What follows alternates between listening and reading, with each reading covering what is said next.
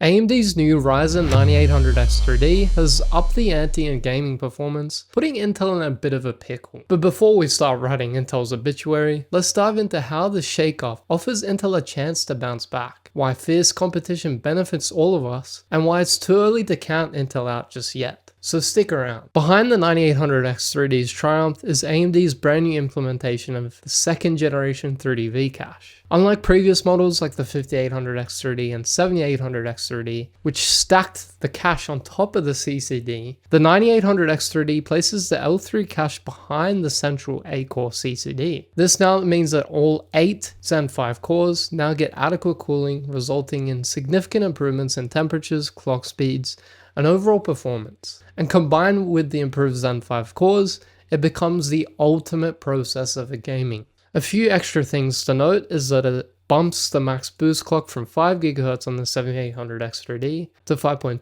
GHz on the 9800X3D, which means a 200 MHz higher out of the box clock. And because of the improvements to the 3D cache stacking, it now supports overclocking. And as such, the 9800X3D outperforms even the impressive 7800X3D by 3.4% on average in gaming performance. But in specific scenarios like Baldur's Gate 3, it even jumps ahead of the 7800X3D by a whopping 17%.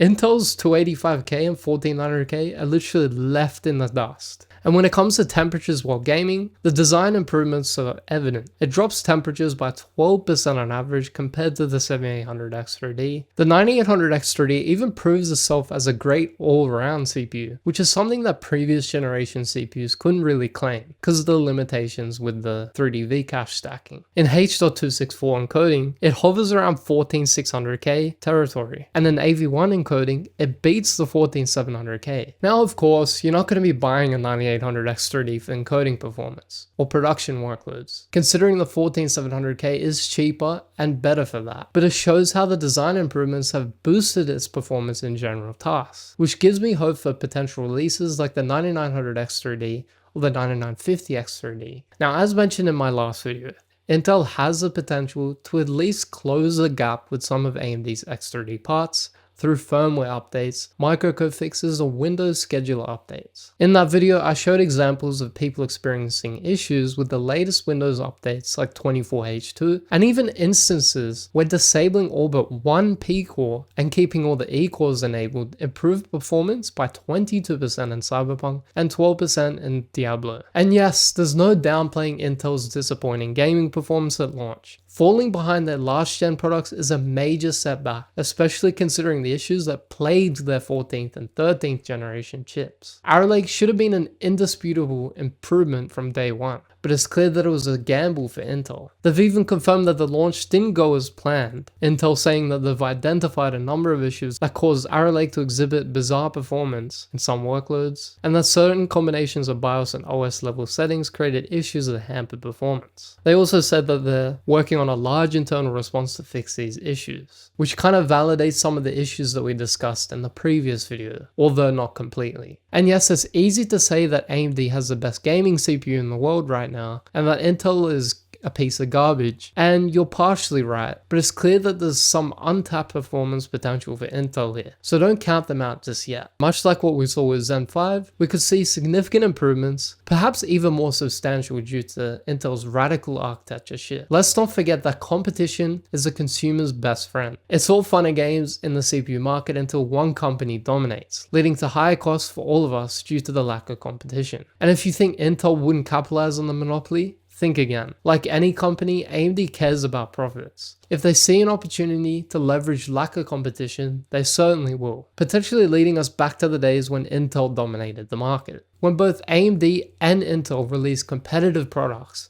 it drives innovation. We've already seen Intel prioritize efficiency in response to AMD's dominance in that area. AMD's gaming supremacy will almost certainly push Intel to fix their gaming performance. This would result in higher performance per dollar, as Intel and AMD would strive to outdo each other on value, benefiting us, the consumers. Additionally, when both companies innovate, it accelerates software optimizations across the board. Microsoft, game developers, and software companies are more motivated to optimize their products, knowing that AMD and Intel are pushing the boundaries. People have even overclocked the 9800X3D to 6.9 GHz in what looks like Valorant, which is really nice, while drawing only around 100 watts, and even topped out at 6.75 GHz in a Cinebench test, so that's really impressive stuff. And that 6.9 GHz in Valorant means that it gets 1500 FPS, which is just incredible. So to wrap it up, AMD's Ryzen 9800X3D is seriously impressive. Its innovative 3D V-cache and improved design brings higher clock speeds, better thermals, and impressive all-around performance that really have Intel's latest Arrow Lake CPUs struggling to keep up, especially in gaming. It's a clear reminder to Intel to stay in the game. They'll need to push hard to make up this performance gap, be it through microcode tweaks, firmware updates, or more game-optimized architectures in their next releases. But let's remember, this competition is exactly what keeps the market fresh. When Intel and AMD are neck and neck, everyone benefits. It drives both companies to innovate faster and keeps pricing competitive, ultimately giving us better performance for our money. And when both companies step up, it doesn't just impact raw performance, but encourages faster software and ecosystem optimizations from game developers to OS improvements. Right now, AMD holds the crown in gaming, but don't count Intel out just yet. With potential improvements in software optimizations and upcoming releases, Intel could very well bring a surprise to the table. So what do you think? Will Intel catch up, or is the 9800X3D just too far ahead? Drop your thoughts in the comments down below. If you enjoyed this deep dive into the latest CPU showdown, give us a thumbs up and consider subscribing for more tech insights. Thanks for watching, and I'll catch you in the next one.